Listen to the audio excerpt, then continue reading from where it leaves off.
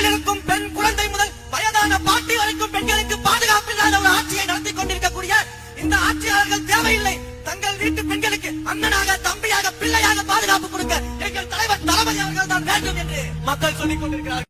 இப்படிலாம் வீரவசனம் பேசின விஜய் சார், உங்களுடைய ஆட்சியில இன்னைக்கு 4 பாலியல் வன்கொடுமை சம்பவம் நடந்திருக்கு.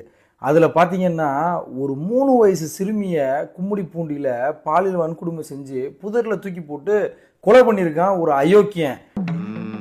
புரிஞ்சதா? நீங்க என்ன சார் நடவடிக்கை எடுத்தீங்க? கேட்டா கைது பண்ணுன்னு சொல்லுவீங்க. இதேதான் திமுக ஆட்சி காலத்துல இப்படி குற்றங்கள் நடைபெறும்போது கைது பண்ணா நீங்க என்ன சொன்னீங்க? ஒரு குற்றம் நடைபெறதுக்கு முன்னாடி அதெல்லாம் தடுக்கணும், சாரி கேட்கறத மக்கள் ஏத்துக்கிறல அப்படின்னு நீங்க வாய் பேசுனீங்கல்ல.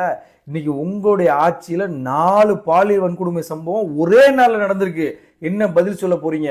நீங்க சரி, நீ ஒரு டுபாக்கூரு, உன்னை நம்பாதேன்னு இவங்கிட்ட எத்தனை தடவை சொன்னேன். இவன் தான் என் பேச்ச கேட்காம உங்ககிட்ட தான் கோச்சம் பார்க்கணும்னு சொன்னான். அதனாலதான் உன்னை டெஸ்ட் பண்ணேன்.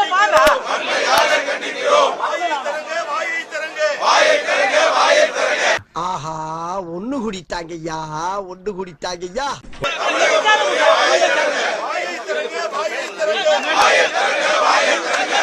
நிச்சயம் அம்பிட்டு பயணம் நம்மள அடிக்காம போமாட்டாங்கன்னு நினைக்கிறேன்.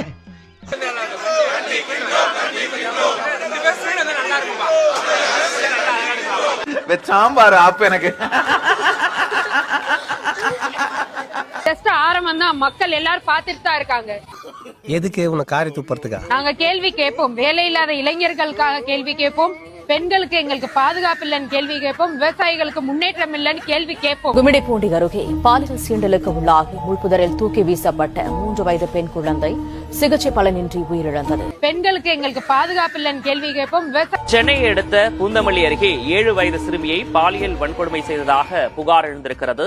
அதே பகுதியைச் சேர்ந்த சரவணன் என்பவரை கைது செய்து காவல்துறையினர் விசாரணை மேற்கொண்டு வருகின்றனர். பெண்களுக்கு எங்களுக்கு பாதுகாப்பு இல்லைன்னு கேள்வி கேட்போம். நிறுத்து தொடப்ப கட்டை. நீங்க கூட தான் சொன்னீங்க, எங்க அண்ணன் நாங்க அப்பாச்சிய கூட இருப்பட்ட கூப்பிட்டு மாதிரி சக்காலுக்கு பிஞ்ச செருப்பு மாதிரி மூஞ்சி ஒண்ணு வச்சுக்கின்னு அவனை கொத்துன்றீங்க. என்னத்த கொத்துவாங்க? ஆல்ரெடி மூஞ்சி கொத்தனா மாதிரி தான் உங்களுக்கு தொடப்ப கட்டை. மூஞ்சி போட்டோன்னு வச்சுக்கோ. மூஞ்சி பத்தி பிஞ்ச செருப்பு மாதிரி. வாயில செருப்பு கப்ப குத்து அடிப்பு தெரிஞ்சுக்கோ. வாயில செருப்பு கப்ப குத்து அடிப்பு தெரிஞ்சுக்கோ. வாயில செருப்பு கப்ப குத்து அடிப்பு தெரிஞ்சுக்கோ. கச்சத்தீவை மீட்போம் தொடர்ச்சியா சொல்லிருந்தாங்க. ஆனா எதுவுமே நிறைவேற்ற இந்த அரசு என்ன மாதிரியான செயல்பாட்டுல இருக்க? அத பத்தி இப்ப பேச முடியாது. No comments. இந்த கடைகளை மூடிட்டா பிரச்சனை சால்வ் ஆயிருமா அப்படின்னா நம்ம 4000 கடையை மூடிடலாமே. கடைகளை மூடுறதுனால தீர்வான்னு கேட்டா அது தீர்வு ஆயிருமா? சரி, நீங்க எதை சொல்லுங்க. எல்லா கடையும் மூடிட்டா தீர்வா? நீங்களே சொல்றீங்களே, கள்ளச்சாராயம் உள்ள வந்துரும், கஞ்சா இன்னும் அதிகமாயிரும்.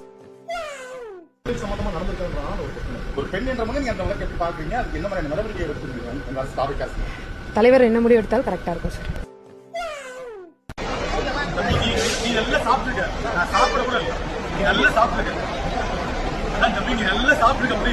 நான் என்ன பண்ணுனாக்கா முன்பதிவு செஞ்சாங்க பாத்தீங்களா, அவங்க பேருந்துல கூட இந்த கும்பலை குறைக்க வேண்டும் என்பதற்காக அவங்க கிட்ட பேசி இந்த மாதிரி நீங்க கொஞ்சம் வெயிட் பண்ணுங்க, இவங்களை முதல்ல அனுப்பிச்சிடலாம்னு சொல்லி அந்த பஸ்ல இவங்களை ஏத்தி அனுப்பிச்சதுனால இந்த கூட்டம் எல்லாமே குறைஞ்சிச்சு.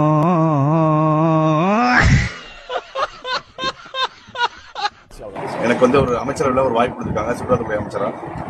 சுற்றுலாத்துறை பத்தி உங்களுக்கு தெரியும்.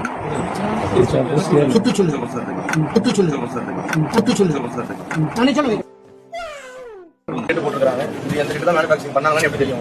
ஏதாச்சும் ஒரு டேட்டா இருக்கணும். அந்த டேட்டா யார் ஆக்சஸ் பண்ண எப்படி நீங்க பாக்குறீங்க? அன்னைக்கு டேட் மேனுஃபேக்சரிங் பண்றாங்கன்றது எப்படி என்ஷூர் பண்றீங்க? இப்போ இது 15ஆம் தேதி போட்டுருக்காங்க. 15ஆம் தேதி மேனுஃபேக்சரிங் பண்ணாங்கன்றதுக்கு உங்ககிட்ட என்ன வழிதாங்க? துவாகுடியில பாறைக்குழி கிட்டத்தட்ட 1100 அடி 1200 அடி பள்ளம் இருக்கு. கிட்டத்தட்ட 1200 அடி பள்ளம் இருக்கு. 200 அடி 300 அடின்னு பாத்தீங்கன்னா கீழே டெப்த் இருக்கு. அதுல கொண்டு போய் கொட்டிட்டோம்னு வச்சுங்களேன், இது யாருக்கும் எந்த பாதிப்பும் வர போறது. ஏன்னா பெண்களுக்கு முன்னுரிமை கொடுக்கப்படும், பாதுகாப்பு அளிக்கப்படும் சொல்லி வாக்குறுதி அளிச்சுதான் ஆட்சிக்கு வந்திருக்காங்க. தளபதி ஆட்சியில எதுவுமே நடக்காது. என்ன இடிச்சவா நினைச்சிட்டியா இல்ல பைத்தியக்காரன் நினைச்சிட்டியா? தளபதி ஆட்சியில எதுவுமே நடக்காது. இல்லன்னா குடிய வச்சு மொத்தமா நான் போலாம் நினைச்சேன். பாரு, உன்னை நான் விட மாட்டேன். படுக்க வச்சு உன் மூஞ்சில ஈயம் பூசாம விட மாட்டேன். மீட்சி காலத்தை பயன்படுத்தி தங்களின் நீதி பற்றாக்குறைகளை கட்டுப்படுத்தி குறைந்ததுதான். அதோடு ஒரு பங்கு புளியங்காயும் மிளகும் திப்பிலியும் சேர்த்து. ஆனால் தமிழ்நாடு அதற்கு நேர்முறையாக செயல்பட்டது. நல்ல கொதிநிலையில் ஒரு கை நிறைய மண்புழுக்களை அள்ளி முக்கியமான ஒவ்வொரு அடிப்படை சுட்டிக்காட்டிலும் கட்டமைப்பு ரீதியான பின்னடைவு. தம்பிங்களா, அன்னை ஒண்ணு மட்டும் சொல்றேன்டா, இந்த வயசுல நீங்க படிக்கலைன்னா நாளைக்கு நீங்களும் என்ன மாதிரி தான் நிக்கணும். அதனால படிங்கடா.